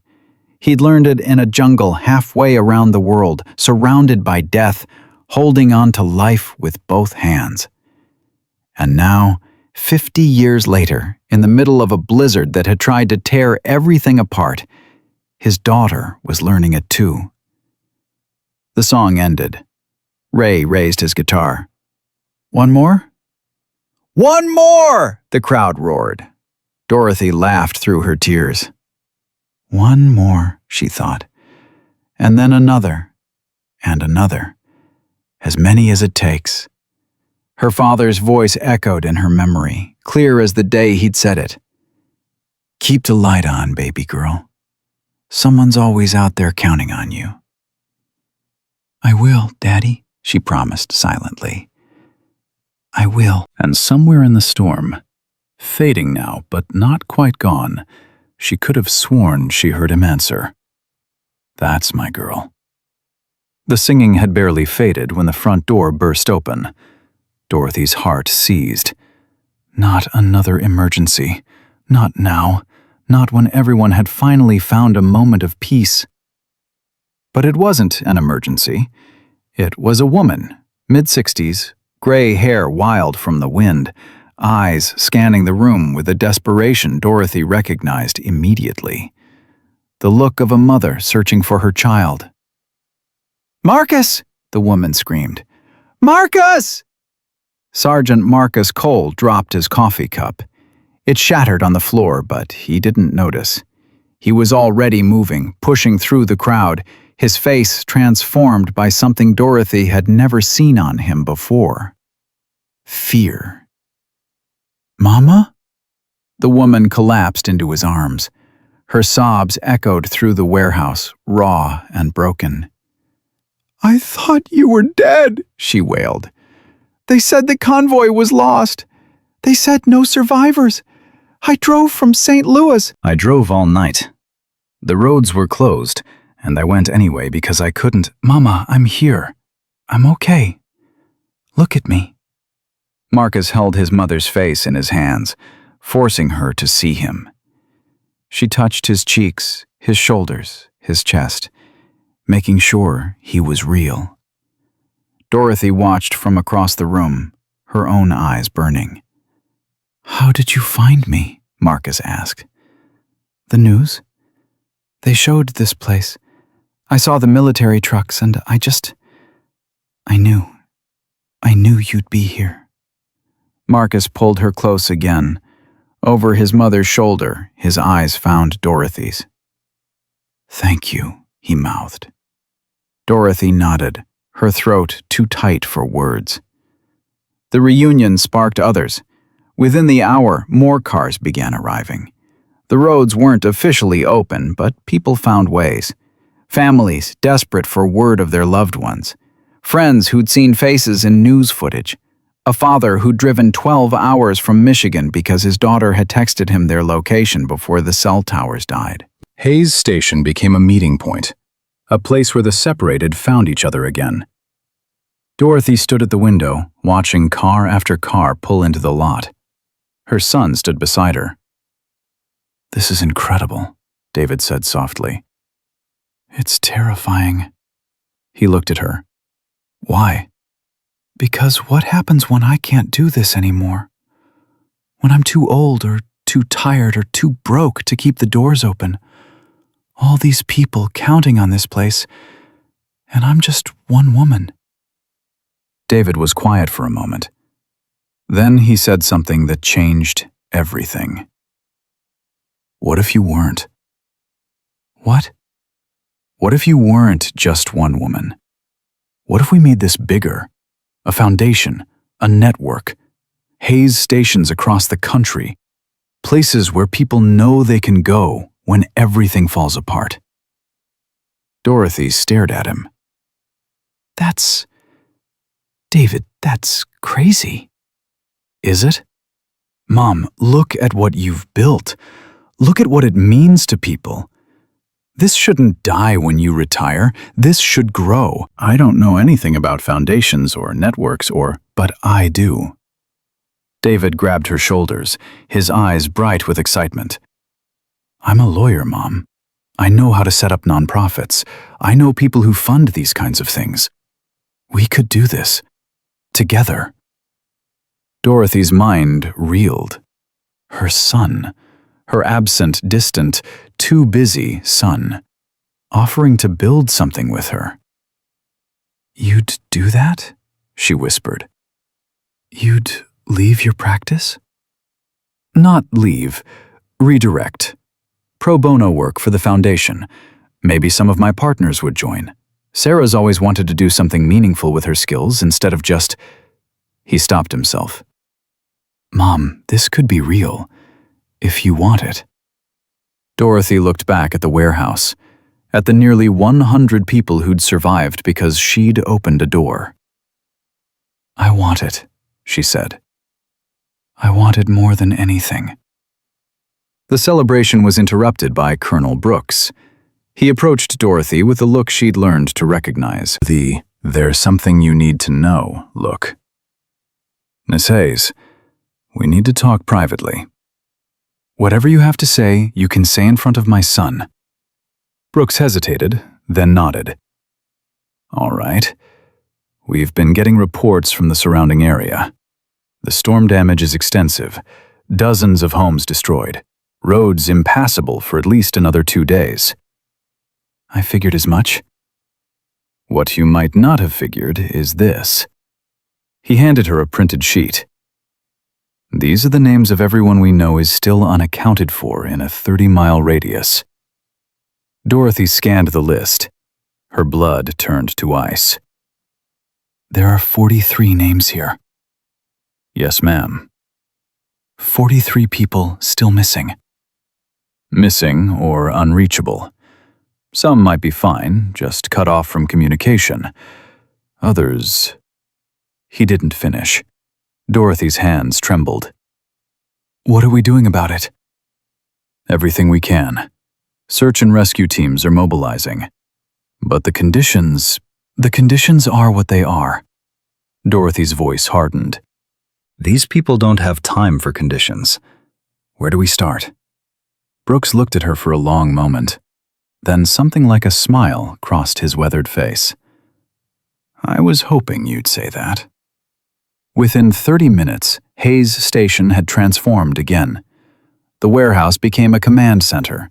Maps spread across tables, radios crackled with updates. Soldiers coordinated with civilian volunteers to organize search parties.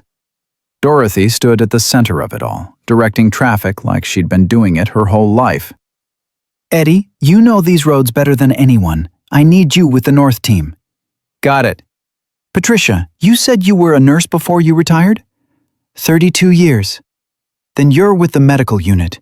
Anyone they bring back, you triage. Understood. David, her son was already beside her. What do you need? I need you to handle communications with the families. When we find someone, they need to know immediately. No delays, no bureaucracy.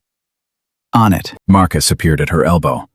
Miss Dorothy, I'm going with the first search team. Absolutely not. You've been up for 3 days. You're exhausted. So are you. I'm not climbing through snowdrifts looking for survivors. Neither am I if you don't let me go. His jaw set in that stubborn way she'd come to recognize.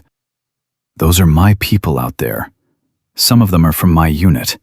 I'm going. Dorothy wanted to argue, wanted to order him to rest like she had the authority to do so. But she saw the look in his eyes, the same look her father used to get when someone suggested he take it easy. Be careful, she said finally, and take extra supplies. You find someone, you might be with them a while. Marcus nodded once. Yes, ma'am. He was gone before she could say anything else. The first team returned at 4 p.m. Dorothy heard the commotion before she saw them, shouts from outside, running footsteps. Then the warehouse doors flew open, and soldiers rushed in, carrying a stretcher between them. On it lay an elderly woman, barely conscious, hypothermia evident in her blue-tinged skin. Found her in a car about 3 miles north, the team leader reported. Vehicle went off the road into a ditch. She's been there since yesterday morning. Dorothy was already moving. Patricia, get over here! The retired nurse sprang into action, checking vitals, calling for warm blankets, barking orders with the efficiency of decades of experience. Dorothy knelt beside the stretcher and took the woman's hand. It was cold as marble. Can you hear me? You're safe now. You're at Hayes Station. We're going to take care of you. The woman's eyes fluttered open, pale blue, clouded with confusion.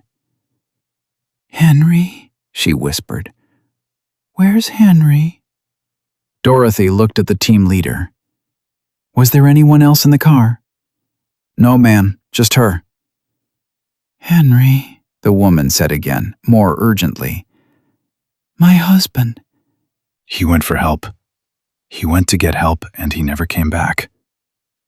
Dorothy's stomach dropped. When? When did he leave? Yesterday morning. He said he'd be right back. 24 hours. In this weather. On foot. Dorothy stood abruptly.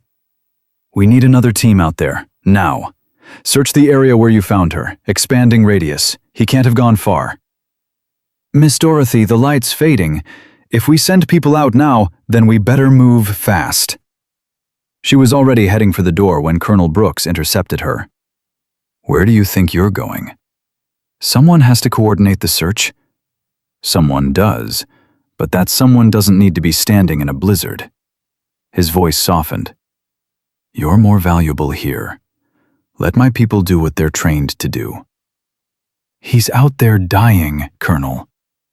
And if you collapse from exhaustion, everyone in this building loses the person holding it all together. Is that what you want? Dorothy wanted to scream, wanted to push past him and run into the snow herself. Her body vibrated with the need to do something. But she knew he was right. Find him, she said. Please. We will. The second team left within 10 minutes. Dorothy watched them go, then returned to the elderly woman's side. What's your name? She asked gently. Margaret Chen. Margaret, I'm Dorothy. My people are looking for Henry right now. Can you tell me what he was wearing when he left? His brown coat, the one I gave him for our anniversary, and his red scarf. I knitted it myself. Tears leaked from the corners of her eyes. 52 years. We've been married 52 years. He's never spent a night away from me." Dorothy squeezed her hand. "We're going to bring him home to you. Promise?" The word hung in the air. Dorothy knew she shouldn't make promises she couldn't keep, knew the odds of finding a man who'd been walking in a blizzard for 24 hours. But she looked into Margaret's eyes and saw her own fear reflected back. "I promise," she said. The hours crawled by. Dorothy moved through the warehouse like a ghost, checking on people, coordinating supplies, pretending she wasn't dying inside every minute that passed without word. David found her in the kitchen at 7 p.m., staring at a pot of soup she'd forgotten she was supposed to be stirring. "Any news?" "Nothing yet. Mom, you need to eat something." "I'm not hungry." That wasn't a suggestion. He took the ladle from her hand and guided her to a chair. "Sit. I'll bring you something." She didn't have the strength to argue. He returned with bread, cheese, and a cup of tea. Dorothy ate mechanically, tasting nothing. "Tell me about him," David said. "Who?" "The man they're looking for. Henry." "I don't know anything about him. Just that his wife loves him. That they've been married 52 years. That he walked into a blizzard to save her." "Sounds like someone else I know." Dorothy looked up. "What?" "Someone who opens her doors in the middle of a storm, who refuses to close them no matter what, who would walk into hell itself if she thought she could help someone." "That's different. Is it?" Before Dorothy could answer, a shout echoed through the building. "They found him! They found him!" Dorothy was on her feet and running before she knew she'd moved. The warehouse doors burst open. Soldiers carried a stretcher bearing a motionless figure wrapped in emergency blankets. Behind them, Marcus walked with his arm around a young private who looked ready to collapse. Dorothy pushed to the front of the crowd. Her heart stopped. The figure on the stretcher wasn't moving. "Is he alive?" Marcus said, his voice hoarse. "Barely. We found him in a drainage ditch about a mile from the car. He'd crawled into a culvert to escape the wind. Probably saved his life." Patricia was already there, checking vitals, shouting for equipment. Dorothy stepped back to give her room, her legs suddenly weak. "Margaret," she said. "Someone bring Margaret here." The elderly woman appeared, supported by 2 volunteers. When she saw her husband, she let out a cry that Dorothy would remember for the rest of her life. "Henry! Henry!" She fell to her knees beside the stretcher, clutching his hand, pressing it to her lips. "I'm here, my love. I'm here. You found your way back to me." Henry's eyes opened. Just barely. Just enough. "Maggie?" His voice was a thread. "Maggie, you're okay." "I'm okay. Because of you. Because you went for help." "Couldn't leave you. Couldn't—" "I know, sweetheart. I know.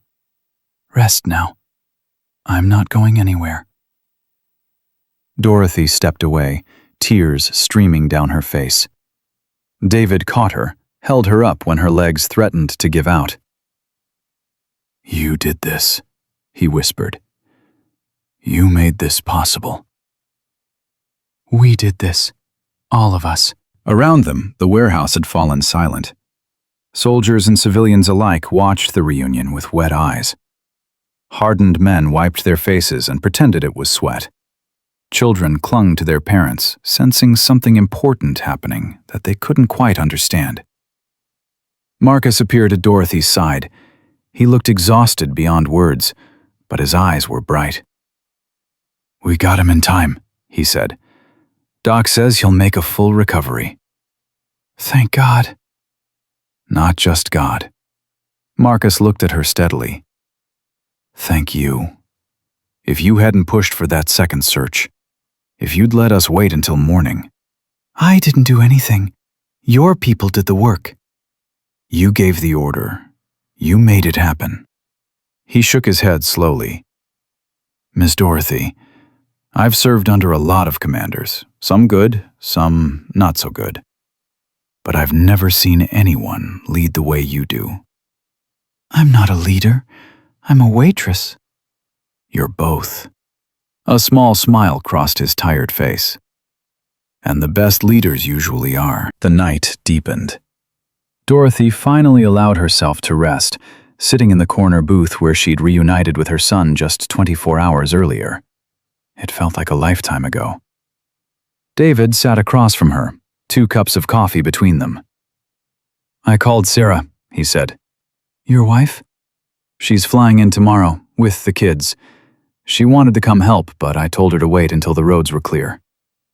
Dorothy's heart clenched. She doesn't have to do that. She wants to.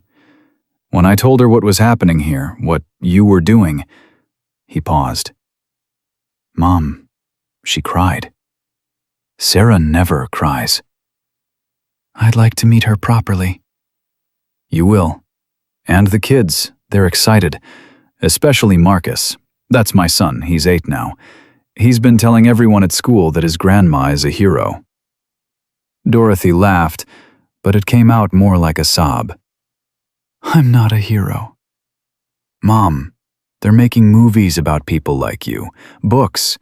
You're going to be in history books. I just wanted to help.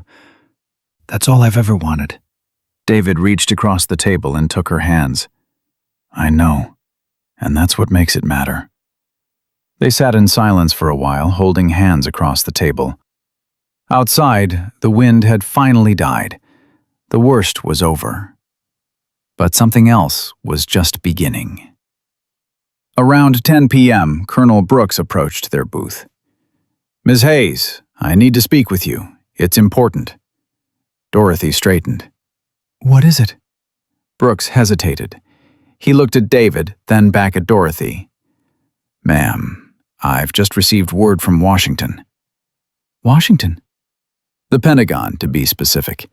They've been monitoring the situation here, the rescue operations, the civilian coordination, the way you've managed this entire crisis.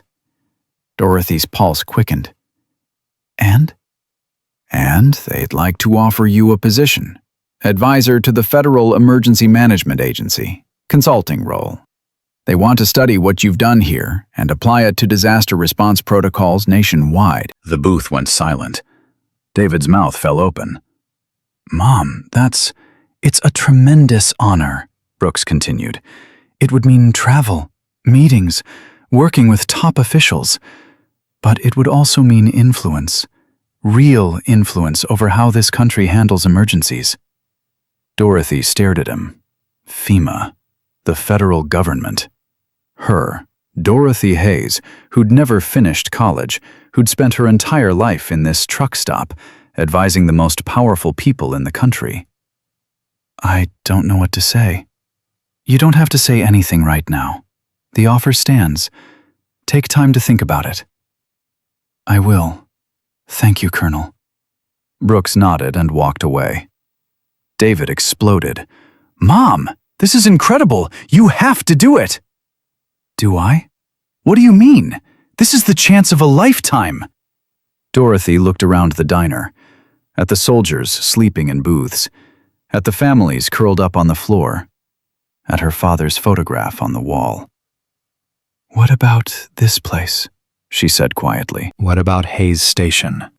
Mom, you just said you can't do this forever. This is the answer. You train other people. You build a system. Hayes Station becomes a model for the whole country. But I'd have to leave.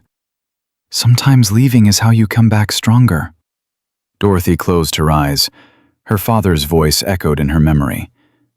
Keep the light on, baby girl. She'd kept it on for 30 years. And now someone was offering to help her light up the whole country. But could she really walk away? Even to do something bigger? I need time, she said finally. I need to think. Of course. But Mom, David squeezed her hands. Whatever you decide, I'm with you. All the way. Dorothy looked at her son, at the man he'd become, at the future they might build together. Thank you, baby, she whispered. Thank you for coming home. Outside, the first stars appeared through breaking clouds, and somewhere in the distance, a truck horn sounded. Then another, and another. The world was waking up, and Dorothy Hayes was just beginning to understand how big her legacy might become. The stars were still fading when Dorothy made her decision. She hadn't slept, couldn't sleep. The FEMA offer echoed in her mind like a bell that wouldn't stop ringing. Every time she closed her eyes, she saw two futures stretching up before her. One led to Washington, to influence, to changing the way an entire nation responded to disaster. The other led right back here, to this booth, to this counter, to the life she'd always known. Her father's photograph watched her from the wall. "What would you do, Daddy?" she whispered. The photograph didn't answer, but somewhere in her heart, she already knew. At 6 a.m., she found Colonel Brooks in the warehouse, reviewing evacuation plans with his team. "Colonel, I have my answer." He looked up immediately. "That was fast." "I don't need more time. I know what I want." Brooks dismissed his aides with a nod. They were alone now, surrounded by sleeping civilians and the quiet hum of generators. "I'm listening," he said. Dorothy took a deep breath. "I'm honored by the offer, more honored than I can say, but I can't leave Hayes Station." Brooks's face didn't change. "May I ask why?" "Because this place isn't just a building. It's not just a business. It's a promise. My father made it when he came home from Vietnam, and I've been keeping it for 30 years. She gestured at the warehouse, at the people still sleeping on cots and pallets. "These people didn't come here because of some government program. They came because they saw a light in the darkness, a sign that said, 'You're welcome here.' That's something I can't delegate, can't train, can't replicate in a manual." "Miss Hayes, but," she held up her hand. "My son had an idea, a foundation, Hayes stations across the country, places like this one, run by people like me, connected and supported, but still local, still personal. Still about one human being opening a door for another." Brooks was quiet for a moment. "You want to build a network? I want to build a family. A nationwide family of people who believe what my father believed, that no one should ever be left out in the cold."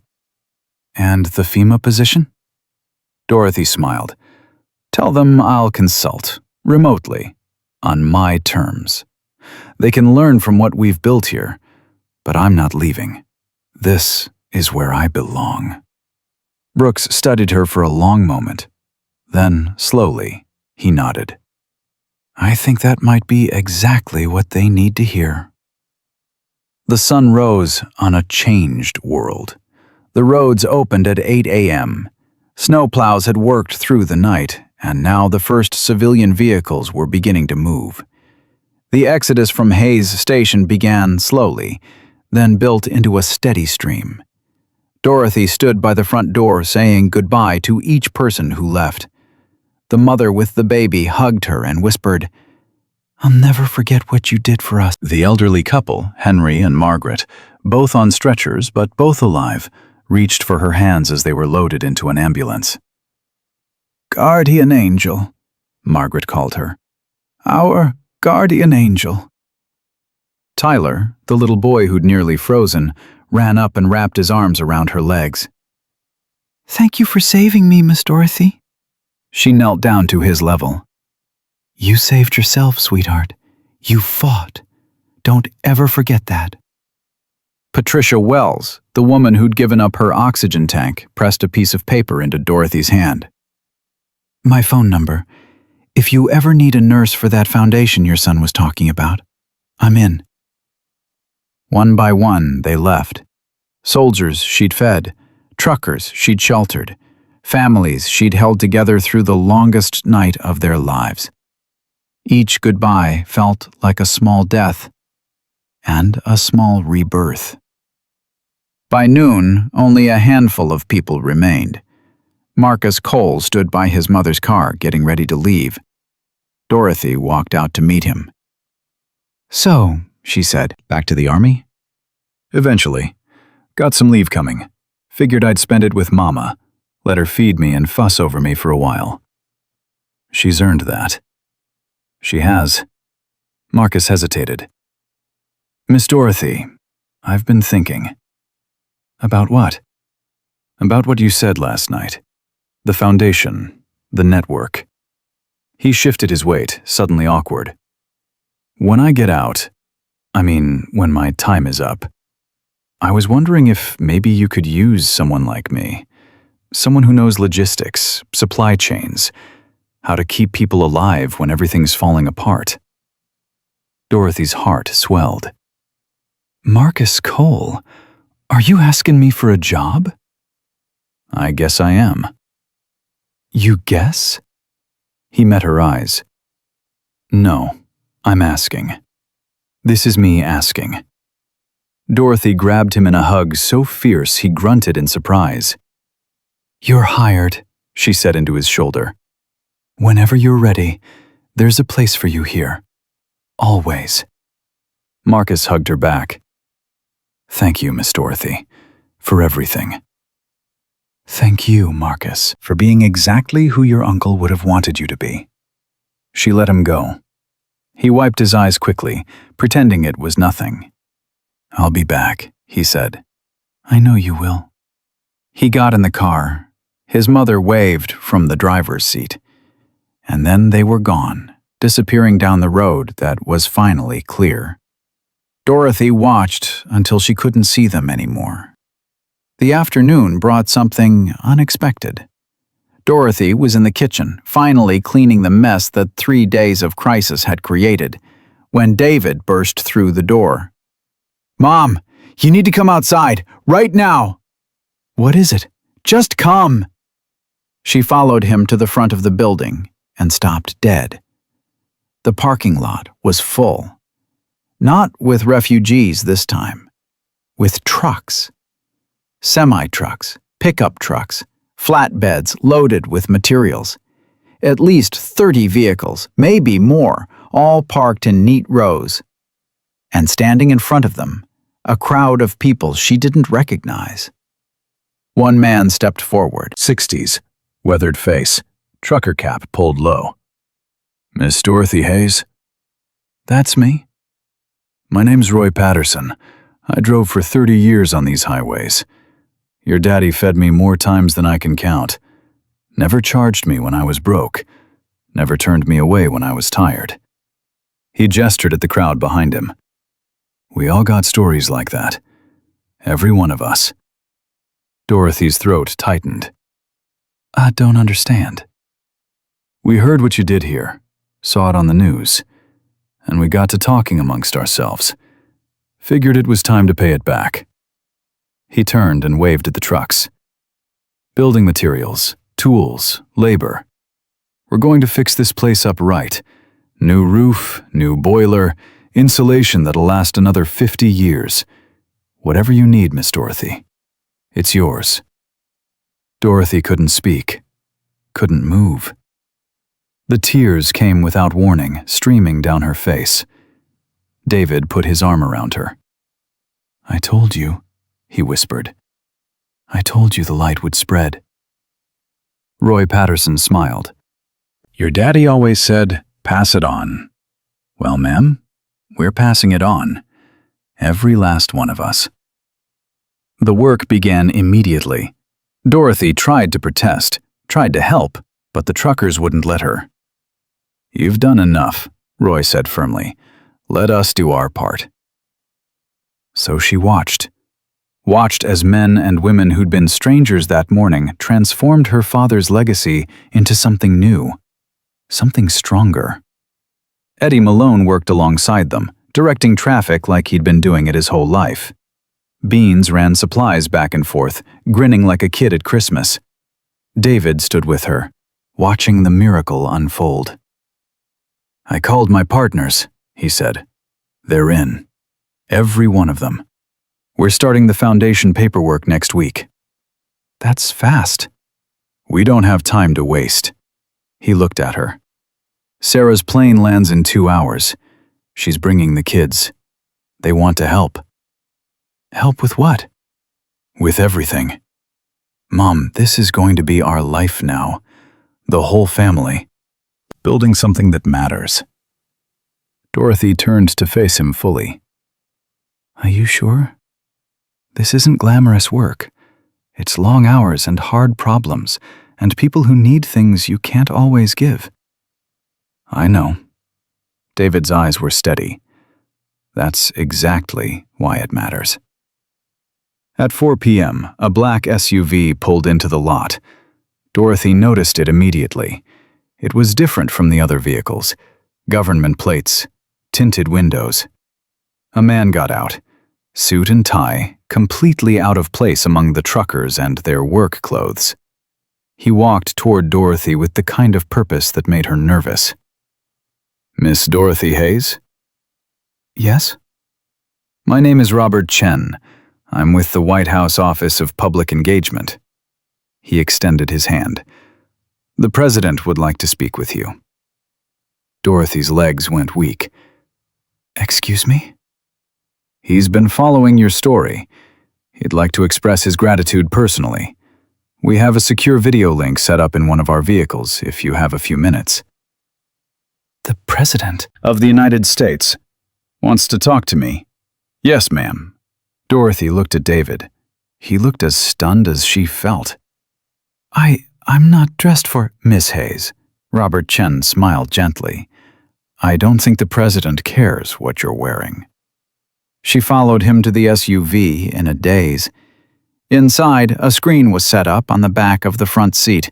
A camera faced her. Robert Chen pressed a button and stepped outside, giving her privacy. The screen flickered, and then, impossibly, the President of the United States was looking at her. "Miss Hayes, thank you for taking my call." Dorothy's voice came out as a squeak. "Mr. President." He smiled. He looked tired, she noticed. Tired, but kind. "I've been watching what you've done over the past few days. The entire country has been watching, and I wanted you to know something." "Sir?" "In my job, I meet a lot of people who want power, who want influence, who want to shape the world according to their vision." He leaned forward slightly. "But every once in a while, I meet someone who just wants to help. Someone who sees a person in need and opens a door. No calculation, no agenda, just simple, profound decency." Dorothy's eyes filled with tears. "You remind me why I do this job, Miss Hayes. You remind me what this country is capable of, at its best. And I wanted to thank you, not as a president, as an American, as a human being. I didn't do anything special, Mr. President. I just did what my daddy taught me." "Then your father was a wise man, and you're a worthy heir to his legacy." They talked for 10 more minutes, about the foundation, about the future, about what it meant to serve others in a world that often forgot how. When the call ended, Dorothy sat in the SUV for a long time, unable to move. David found her there. "Mom, are you okay?" "The President," she said slowly. "The President of the United States just thanked me. Just told me I remind him why he does his job." "And? How do you feel?" Dorothy looked at her son, at the man he'd become, at the family they were going to build together. "I feel like maybe your grandfather was right all along," she said. "Maybe one person really can make a difference. Maybe one light really can push back the darkness." The sun was setting when they gathered for the ceremony. Colonel Brooks had insisted. A formal recognition, he called it. something to mark what had happened here, what had been accomplished. The truckers stopped their work. The soldiers lined up in formation. David stood with his wife Sarah, who'd arrived an hour earlier with 2 children who couldn't stop hugging their grandmother. Marcus had come back. He stood with his mother, both of them in the front row. And scattered throughout the crowd were faces Dorothy recognized. Harold's daughter, who'd flown in from Denver, Tyler and his mother, Patricia Wells, so many others. People who'd been strangers 3 days ago and were now family. Colonel Brooks stood before them all. 3 days ago, a storm hit this county, the worst we've seen in 50 years. Roads closed, power failed. People were trapped, stranded, dying. He paused. And one woman kept her doors open. Dorothy felt David's hand find hers. What happened here wasn't luck. It wasn't chance. It was a choice. A choice made by Dorothy Hayes and by everyone who followed her example. A choice to serve others before yourself. To give without expecting anything in return. To keep the light on when everything around you is going dark. Brooks turned to face her directly.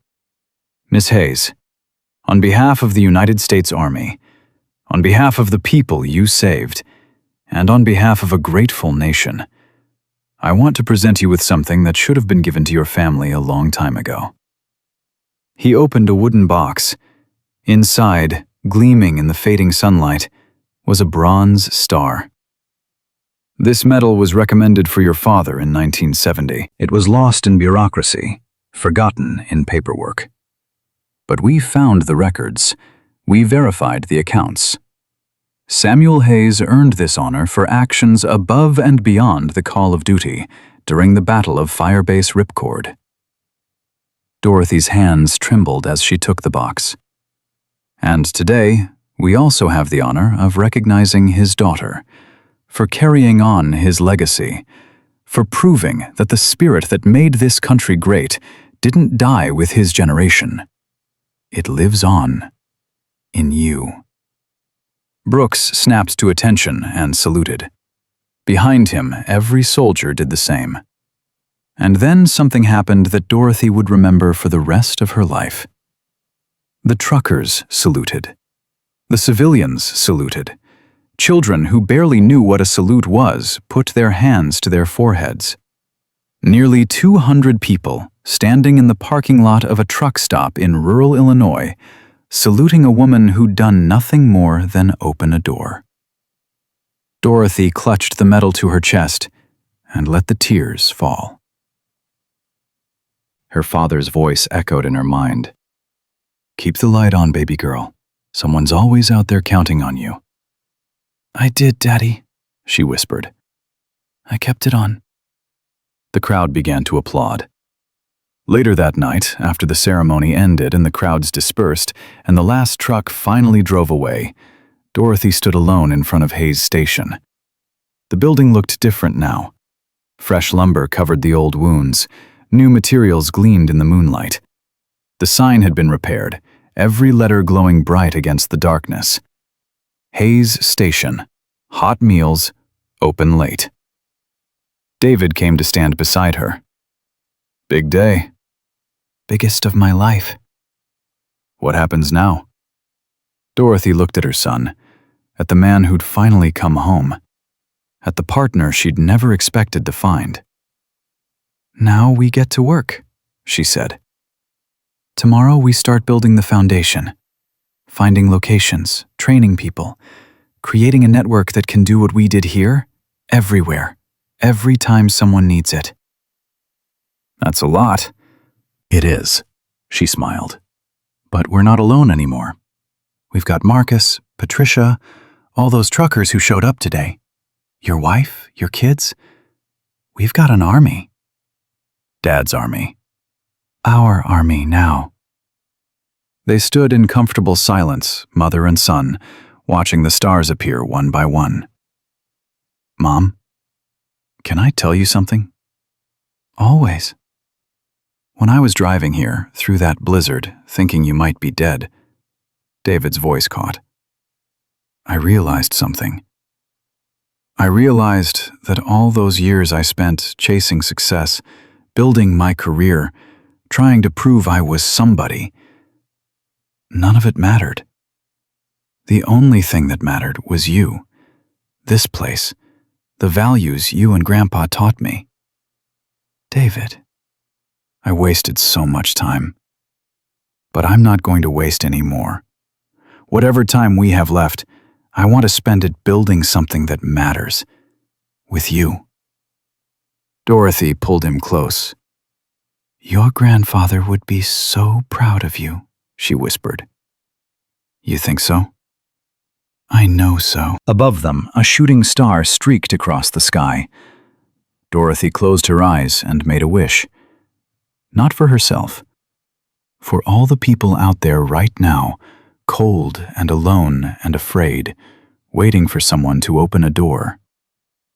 Hold on, she thought. Help is coming. Because the light at Hayes Station would never go out. Not tonight, not tomorrow, not ever. A truck horn sounded in the distance, then another and another. Dorothy smiled. The highway was coming back to life. The world was moving again. And she was ready. She walked back inside, her son beside her, her father's metal pressed against her heart. The coffee pot was already brewing. Some things never changed. And some things changed everything. Dorothy Hayes had learned the difference, and she would spend the rest of her life teaching others. Because that's what the light was for. Not to shine for itself, but to show others the way home. And home was wherever someone was willing to open the door. That was Samuel Hayes's legacy. That was Dorothy's promise. And that was the truth that would echo through generations, through storms, through every dark night that tested the human spirit. One light, one door, one choice. That's all it ever took. That's all it would ever take. Keep the light on. Someone's always out there, counting on you.